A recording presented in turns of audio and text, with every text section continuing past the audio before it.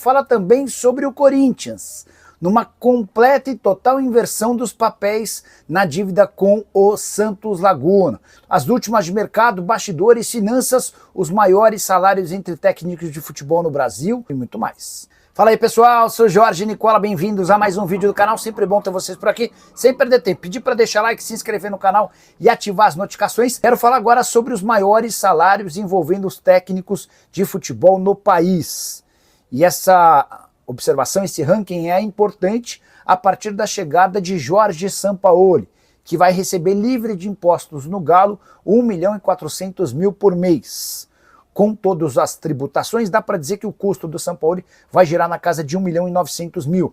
E eu vou usar esse valor cheio, porque todos os outros casos que eu vou citar também são de salários com impostos. Hoje o técnico mais bem pago no futebol brasileiro é Carlo Ancelotti, o comandante da CBF, ganha 5 milhões de reais por mês. Na sequência, Abel Ferreira, no Palmeiras, 3 milhões de reais mensais. Dorival Júnior aparece em terceiro com 2 milhões por mês. Jorge Sampaoli será o quarto técnico mais caro do país, 1.900.000 mensais. Importante contar que o Sampaoli chega para ganhar praticamente o dobro na comparação com o Cuca. O técnico demitido na semana passada tinha direito a 1 milhão de reais mês. Leonardo Jardim e Renato Gaúcho estão empatados com 1,5 milhão de reais cada. Leonardo Jardim no Cruzeiro, o Renato Gaúcho no Fluminense. O Vojvoda aparece logo na sequência com 1.400.000 por mês no Santos. Rogério Ceni ganha 1.200.000 por mês no Bahia, enquanto Hernan Crespo no São Paulo e Fernando Diniz no Vasco recebem 1.100.000 reais por mês cada. Esses são os treinadores em atividade no Brasil com vencimentos acima de 1 milhão de reais mês.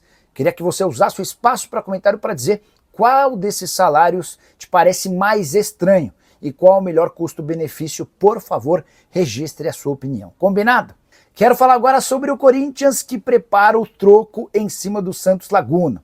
Bora te ajudar a entender essa história. Nos últimos dias, o Corinthians fez todos os tipos de tentativa para convencer o Santos Laguna para um acordo. O Corinthians deve 41 milhões de reais ao time mexicano pela compra do Félix Torres e propôs pagamento de 30% desse valor à vista, não houve acordo.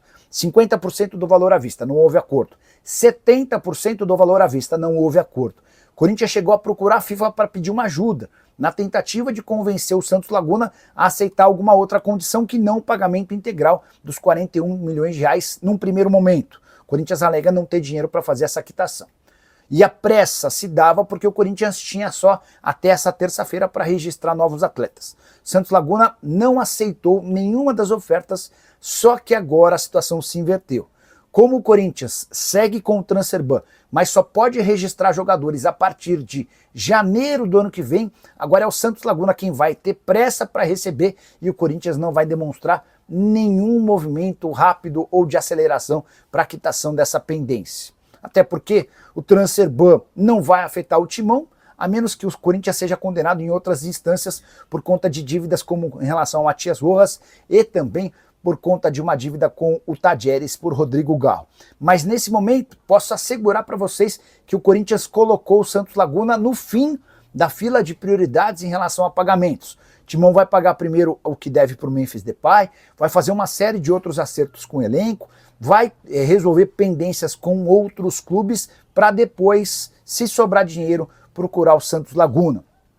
Imagino que o Santos Laguna possa se arrepender, porque se tivesse 70% do valor pago à vista, receberia os outros 30% com um pequeno período de duração, mas certamente numa condição melhor do que a atual. Só para completar em relação ao Timão, elenco volta do período de folga nessa quarta-feira e inicia a preparação para o jogo de Copa do Brasil contra o Atlético Paranaense. A tendência é que Dorival Júnior ganhe importantes reforços por conta de recuperações de lesões físicas e musculares. Boa noite, Nicola. Novidade sobre a venda do Bidon. Mandar mensagem para o presidente do Corinthians. Osmar Stabile, quer ver? Ó? Presidente, boa noite. Tudo bem por aí? Teve proposta da Arábia pelo Breno Bidon? Essa informação foi publicada pela CNN, na sua parte de esportes. operação que giraria na casa dos 18 milhões de euros, tá? O Corinthians tem 90% dos direitos econômicos do Bidon. Viu? Bidon. Tô pegando aqui nas minhas anotações no Word. A proposta é do Al Ahly, da Arábia Saudita. Oferta de 18 milhões de euros ou 114 milhões de reais. O Corinthians é dono de 90%.